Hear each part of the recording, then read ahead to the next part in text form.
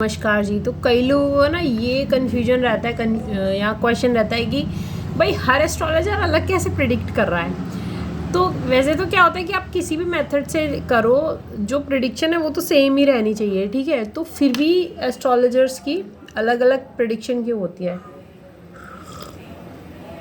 So the thing is that कई सारी चीज़ें, हर हॉरोस्कोप अलग है, ठीक है। हर हॉरोस्कोप में किसी किसी में तो कुछ चीज़ बहुत ज़्यादा प्रोमिनेंटली दिख रही है, ठीक है। जैसे कि अगर बंदे की एक सेकेंड ये एक्चुअली मुलेठी की चाय है इसलिए। हाँ, तो किसी के लिए तो जैसे किसी के बेबी होने में प्रॉब्लम है तो कुंडली में ना 10 योग ऐसे ही हैं कि वो साफ दिखा रहे कि भाई बेबी आसानी से नहीं होगा। किसी किसी के ना बड़ा कॉन्ट्राडिक्टरी होता है, तो भाई हमें फिर वेटेज देनी पड़ती है कि भाई किसे वेटेज देंगे हम, ठीक है। एक तो ये चीज़ हो गई, तो अलग अलग एस्ट्रोलॉजर का इंट्यूशन उस हिसाब से काम कर रहा है।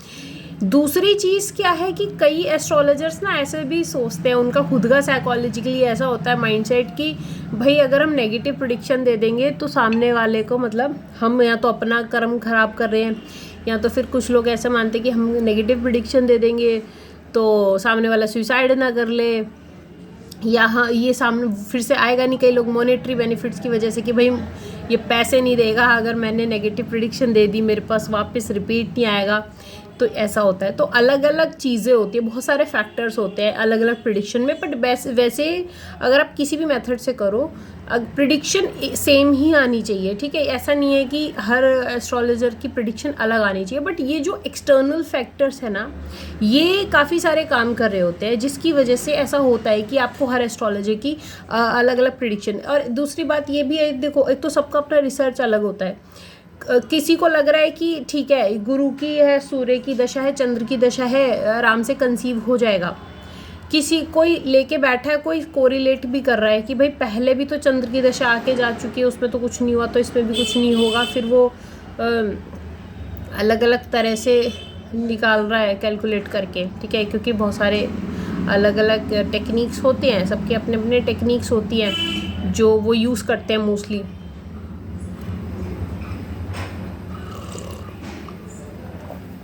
और कुछ एस्ट्रोलॉजर लाइक मैं अगर वैदिक से कुछ देख रही हूँ तो उसे प्रश्ना से और टैरो से आई ट्राई टू कन्फर्म, ठीक है, डबल चेक करने के लिए कि भाई क्या। और जनरली जब कोई चीज़ बहुत ज़्यादा प्रीडोमिनेंटली आपको दिख रही है तो वो ना कन्फर्म भी करते हैं बाकी मेथड्स, ठीक है ना। तो ऐसा कभी नहीं होता कि कुंडली कुछ और कह रही है, टैरो कुछ और। नहीं, पहले आप अपने इंट्यूशन से, अपनी टेक्निक से, वैदिक से देखो, फिर प्रश्ना से भी देख लो, टैरो से भी देख लो, तो आपको सब कुछ अलाइंड मिलेगा। और अगर भैया तुम्हें बिल्कुल अलाइंड मिल ही नहीं रहा है, सब कुछ अलग ही बता रहे हैं, तो इसका मतलब उस क्लाइंट का चार्ट तुम्हें देखना नहीं चाहिए, ठीक है। कई बार ऐसे लोग आते हैं जो जिनका भी समय नहीं आया है, तो ऐसा होता है कई बार होता है। जैसे मेरे पास एक चार्ट आया था, एक बंदे की शादी नहीं हो रही थी, तो मुझे ऐसा इंट्यूशन था कि इसका है कुछ, मतलब मुझे ऐसा इंट्यूशन था इसका मैरिड लेडी के साथ कुछ है। वो उसने बोला मेरा अभी तक कभी गर्लफ्रेंड ही नहीं रही है। अब ऐसा बंदा है, मैं उससे कैसे पूछूं। तो मैंने कहा नहीं, मैंने फिर डायरेक्ट बोल दिया, थोड़ा किसी मैरिड लेडी को पसंद करते हो क्या, ऐसा कुछ। कह रहा हाँ मैं 6 साल से रिलेशन में हूँ। अब वो 6 साल से किसी भाभी के साथ रिलेशन में था, उसने भाभी वर्ड यूज़ करा, और वो बोल रहा है कि मेरी शादी नहीं हो रही है, मैं 3 साल से इतना परेशान हूँ, घर वाले परेशान है। तो भैया लूप होल तुमने छोड़ा हुआ है, कहीं ना कहीं तो है ना कुछ लोचा।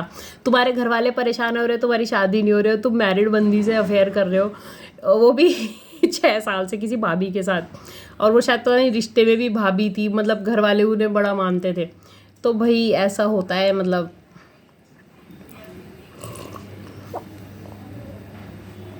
तो ऐसा नहीं होता कि तुम कुछ रेमेडी करोगे तो कुछ हो जाएगा, भैया कर्मा भी होते हैं ना, ठीक है।